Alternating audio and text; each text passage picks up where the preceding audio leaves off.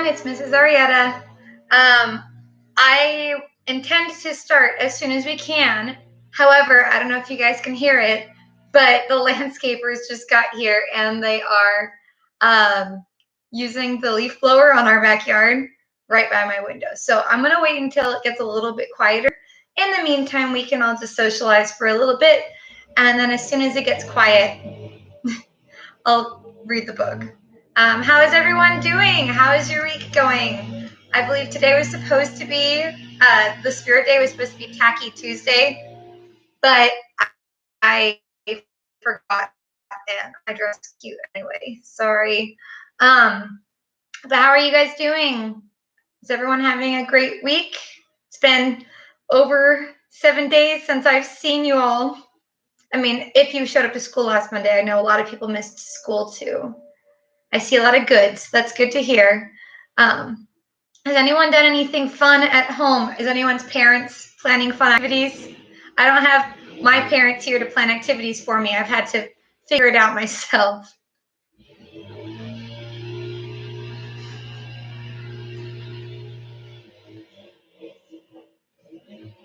I have dogs under my feet too. Einstein, you want to come up to say hi? Yes. Up. Come on. Oh, Tesla wants to say hi. The stream is being glitchy to me. Yes, unfortunately, this stream is happening simultaneously with Mr. Arrieta on a business call. So it might be a little glitchy. I think after the stream is done, it might be less glitchy to rewatch later. Yeah, it's going to kind of be glitchy today. My husband said, I have a meeting at 1300. And I said, that doesn't work. I have a stream at 1 o'clock. And he said, oh, well. So, Tesla, are you going to say hi to everyone? Saying hi? She just wants to say hi. Does Einstein want to turn? Einstein, come on. Lemon, up. BRB, don't start without me. We won't, Julia. We have to wait till the landscapers get quiet. Einstein, hi. Are you going to say hi to everyone? He's very worried about the landscapers. He doesn't like loud noises. Yeah, I know you squirmy boy. All right. Is he done? Is the guy done? Well, he's around the corner. Do you think we could start? Whoever Authentic is, I like the spam. Spam the chat, as long as it's productive. Oh, yes, Andrew, I agree. The stream is more important. I mean, besides the fact that my husband is training his coworkers how to do their jobs remotely, so it's kind of important. So I think we can start. Does it sound quiet enough? Is the stream getting up to speed? All right. So we are on chapter 5 called Advice from a Caterpillar. This one I picked easy questions for us. It's a decently short chapter if I remember. Oh, no, it's one of the longer ones. So the next one is a short one. Yeah. So, advice from a caterpillar. Ready? The caterpillar. Hey. Hold on. Tesla, it's not your food. It's the cat's food.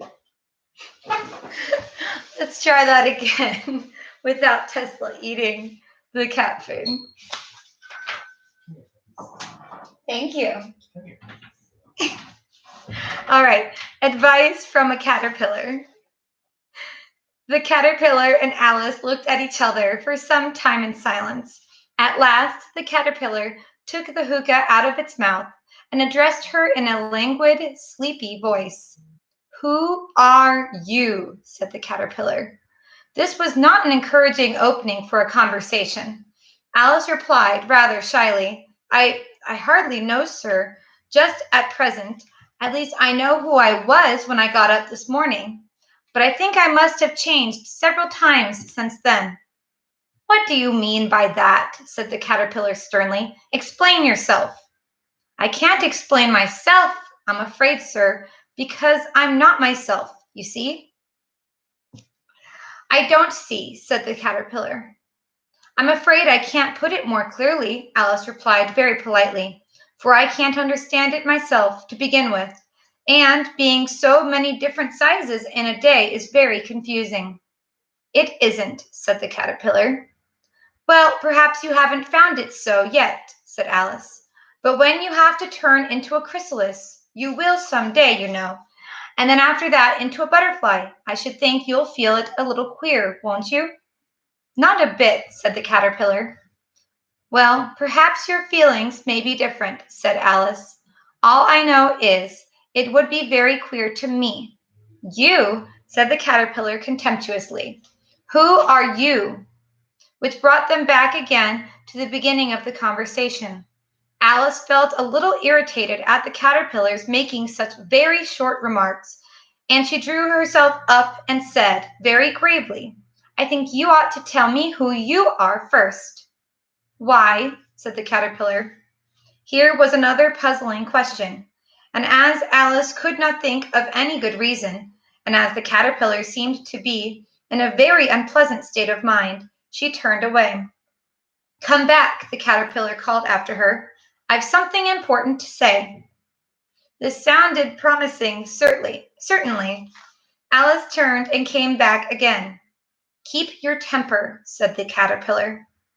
"Is that all?" said Alice, swallowing down her anger as well as she could. "No," said the caterpillar. Alice thought she might as well wait and see, and she had nothing else to do. Sorry, this hair's bugging my nose. Alice thought she might as well wait, as she had nothing else to do. And perhaps after all it might tell her something worth hearing. For some minutes it puffed away without speaking, but at last it unfolded its arms, took the hookah out of its mouth again, and said, "So you think you've changed, do you?" "I'm afraid I am, sir," said Alice. "I can't remember things as I used, and I don't keep the same size for 10 minutes together." "Can't remember what things?" said the caterpillar. "Well, I've tried to say, 'How doth the little busy bee?' but it all came different," Alice replied in a very melancholy voice. "Repeat, 'You are old, Father William,'" said the caterpillar. Alice folded her hands and began.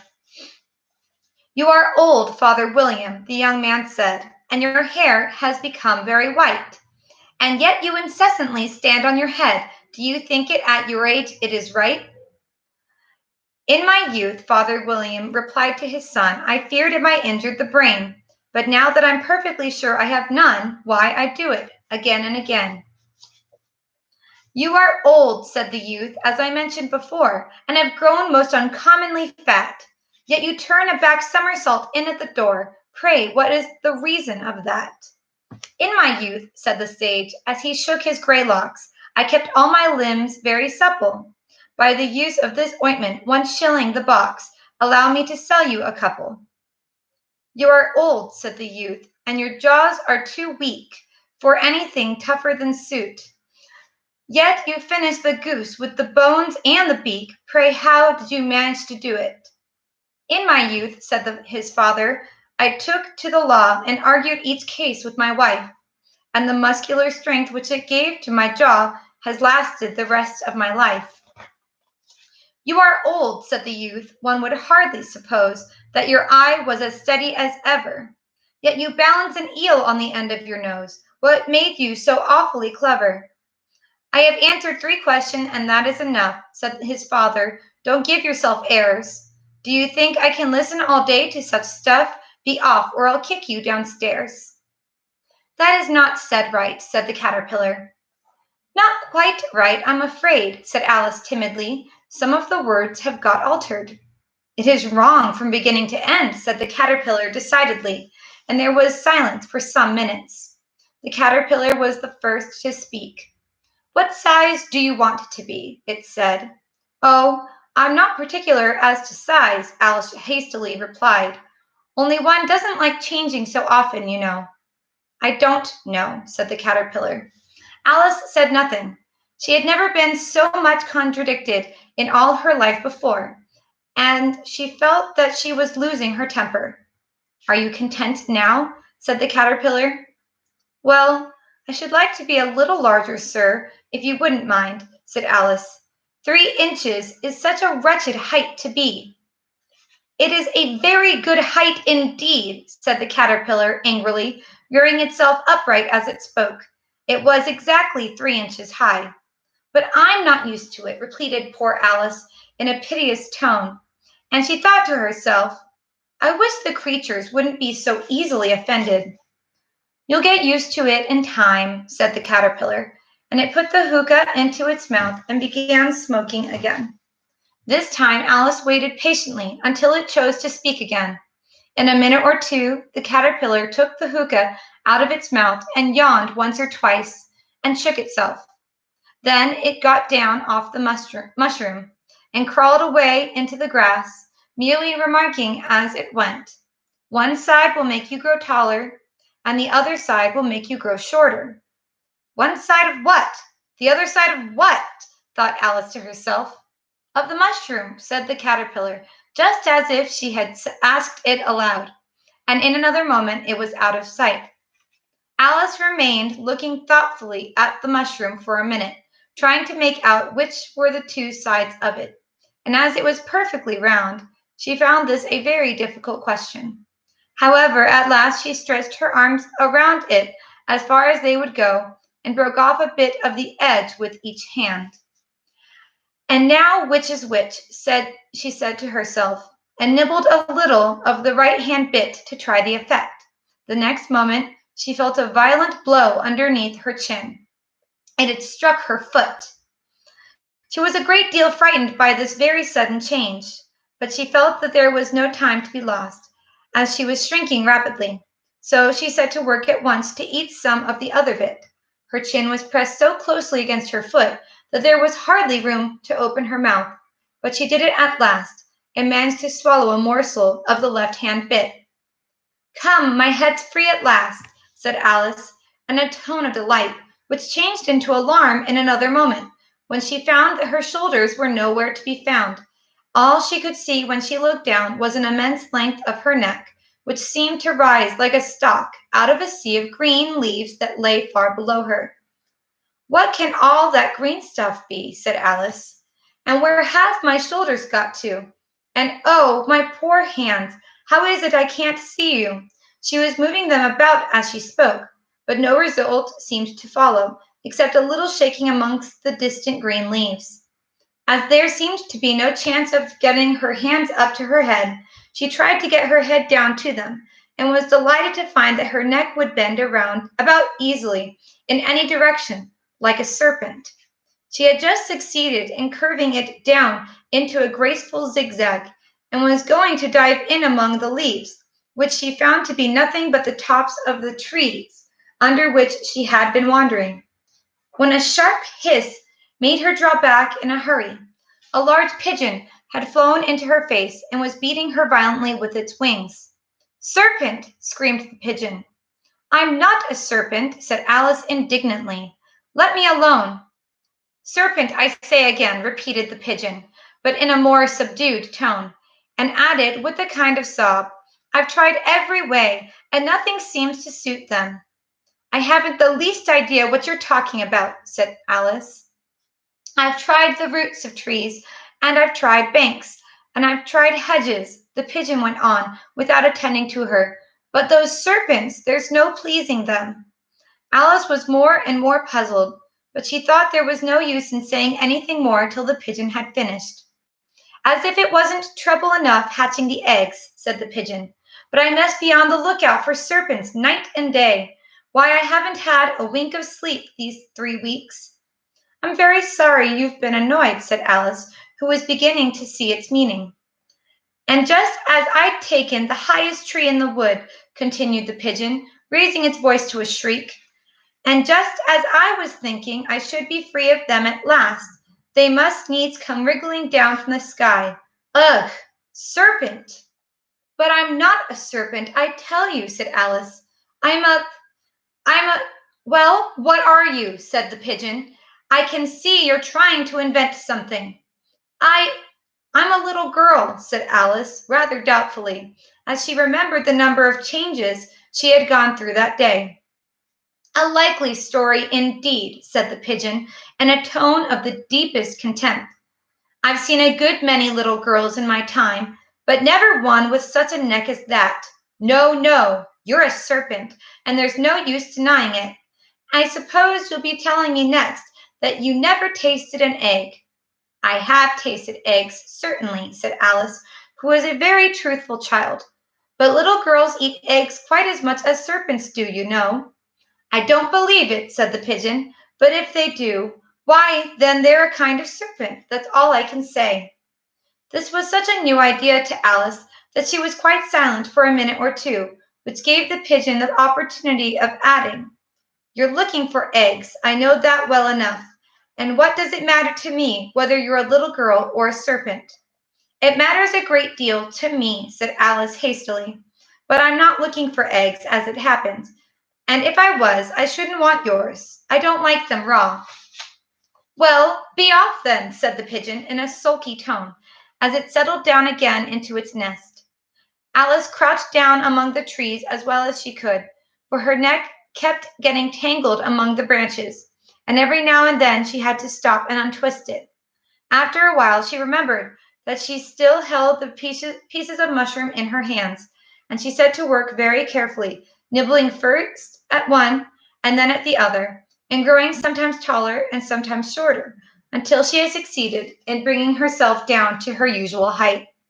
It was so long since she had been anything near the right size that it felt quite strange at first, but she got used to it in a few minutes and began talking to herself as usual. Come, she said, there's half my plan done now.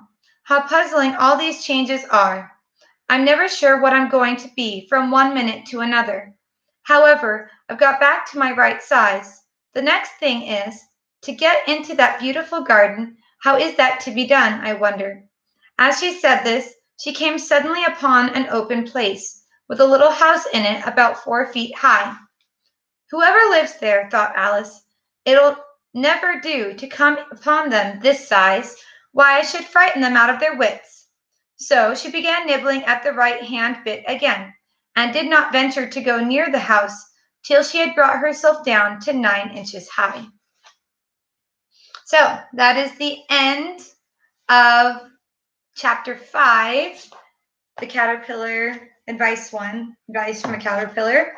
So, what do you guys think of chapter 5?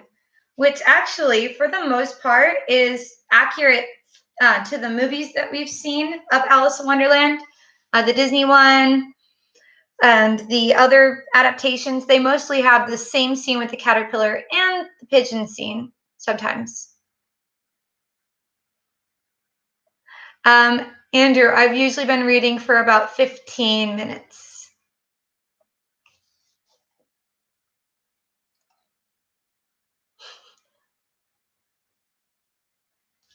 So, anyone want to say what they thought of chapter 5? Sorry, I'm reading all your chats as well. I've got a couple of dislikes, actually. Ignore the trolls. If you're here because you're actually here to enjoy it, that's all I care about. So, anyone want to say anything about this chapter? Okay, so I'm going to start reading the questions of chapter 5 while you guys are typing, if you are typing. So the first question we have is, what was the poem recited by Alice to the caterpillar? What was it about, the way Alice recited it? So Alice recited a poem, which, I mean, luckily for you guys, is not what we do in school anymore. For school, they used to make people memorize and recite poems or stories to prove that they could not only understand English well, but that they could speak properly and enunciate. Kind of like memorizing and reciting tongue twisters. It was just the way school used to be. So Julia's answered me in the chat. Alice recited the poem, You Are Old, Father William. It was about someone being old, and the youth judged him for doing things they thought he was too old for doing it. Yeah, so that's the way the story goes. It's the poem that she read. he keeps asking him why he's doing these kind of odd but youthful things, such as standing on his head and doing back somersaults through the door. He also ate a turkey, bones and beak and all, which is a little weird. And he balances an eel on his nose. So the way Alice recites it, she's got some bizarre changes. I'm not sure what the original version was supposed to be, but I don't think it was an eel on the nose. But he keeps asking the old father why he does the things and how he does the things. And the father really doesn't give him any answers other than, I thought standing on my head would injure my brain, but then I found out I have none, so why is there a reason to worry? Use of an ointment to keep all his limbs supple so he can do back somersaults. He took to the law so he could argue against his wife, made his jaw strong so he could keep chewing things. And then he averted the last question about the eel on his nose. So it's an odd little poem. I don't think we're meant to read into it at all. It's just kind of meant to be bizarre. Question 2 says, why does the caterpillar help Alice change her height? What kind of character is the caterpillar? So, why do you think the caterpillar decides to help Alice when none of the other Wonderland creatures have wanted to help her? So Julia says the caterpillar helped Alice change her height because he felt that she should become her normal size. The caterpillar is a weird character that just vibes by himself and doesn't really mind anyone else. Yeah, he does get offended once when she insults his height, but for the most part, he's not quite as irritable as like the White Rabbit and the Mouse have been. He's actually the first character that's been somewhat patient and reasonable. Maybe it's the fact that he's just chilling on a mushroom smoking his hookah, but we don't really know. And to be clear, there's no high associated with smoking hookah. It's literally just smoke. It doesn't actually do anything. So he's just chilling there, having his grand old time. He is dynamic or static to you guys? Is he experience some change or does he stay the same? Dynamic or static?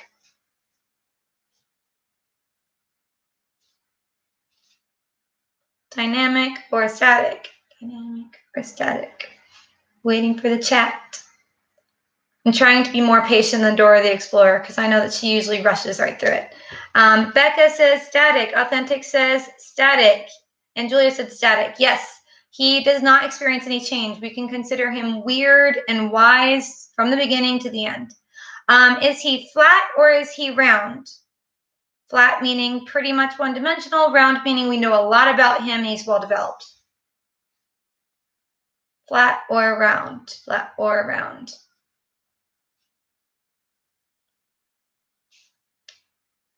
Flat says Becca. Haley joined in and said static. Good job.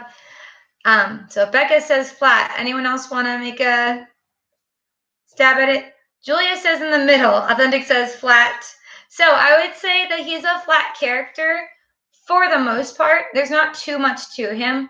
However, you could say that we do know a little bit more about him than like the White Rabbit because he's a little bit more developed than the rabbit and stuff, but he's still mostly flat. Maybe he's like two-dimensional, but with a little bit of a bevel to him. So the last question of the day is, in this chapter, Alice learns to control her height. How will this affect the rest of the story and her interactions with the residents of Wonderland? So if you were going to make a prediction about how the story is going to play out from here, how does her having the ability to change her height at will affect future interactions and her future adventures? So Julia says, while Alice controls her height, she gets better interacting with the residents and stops offending them as much. Yeah, maybe she'll stop kicking people through chimneys and, I don't know, just swimming in her own tears and causing tear floods that other animals start drowning in. I think that it will probably make her interactions a lot easier. It seems like she's starting to find her place in Wonderland a little better. She's not offending or hurting anyone as long as she can be the right size. Yes, and she can also get out of bad situations if need be. Hopefully we can see that come in handy if she's going to get into trouble. She can change her height. Yeah, Becca says it symbolizes her getting used to Wonderland. Yeah, kind of like she's got the hang of this dream world situation and she's kind of taking charge of it, like she's the master of the Matrix or something. So that was our 3 questions. I know that a lot of you have been holding on to questions about the packets. I know as much as you guys do about what you're supposed to do. All I know is you need to do all of the pages as soon as you can. Even if you are not enrolled in an art class, you still need to do the art project. So that is not optional. You have to do every page, and that includes the art projects. So at the end of each week's section, you'll find like a set of pages that specifically explains what that week's art project is supposed to be. Go through those steps each day, but there's 2 pages that are specifically art. It's at the end of the first week and at the end of the second week. There's separate pages just for the art timeline. I haven't looked at the 7th grade one. I know the 8th grade one is drawing shapes. And then the second week is like using shapes to decorate things. And yeah, so I know Becca says band is an art. It is, but I'm saying like the drawing things, the drawing and art projects that are in the packet are not optional. You have to do that drawing or whatever. So according to the office, in terms of helping with the packet, I'm still trying to research to see how much I am allowed to help you guys. I would love to do live streams, but I feel like that might be out of the question. If you have specific questions about something in the packet, you can email me or your parents can email me and I can try to help you that way. There's not very much I can do other than the reading through the book club right now, but I will ask and I'll see what I can do to help you with the other stuff. So with that, I think we'll call this live stream an end. If you have further questions specifically about the packet, email me. You guys know my email address, or you should be able to find it. But I will be back tomorrow for chapter 6 and the halfway point of Alice's Adventures in Wonderland. At the end of this week, we will probably start talking about if we want to do another book, what book that might be. I vote that we do the sequel of Alice's Adventures in Wonderland, the sequel being Through the Looking Glass. So we'll talk about that at the end of the week. But with that, I think we'll end this live stream and have a great rest of your Tuesday. Bye.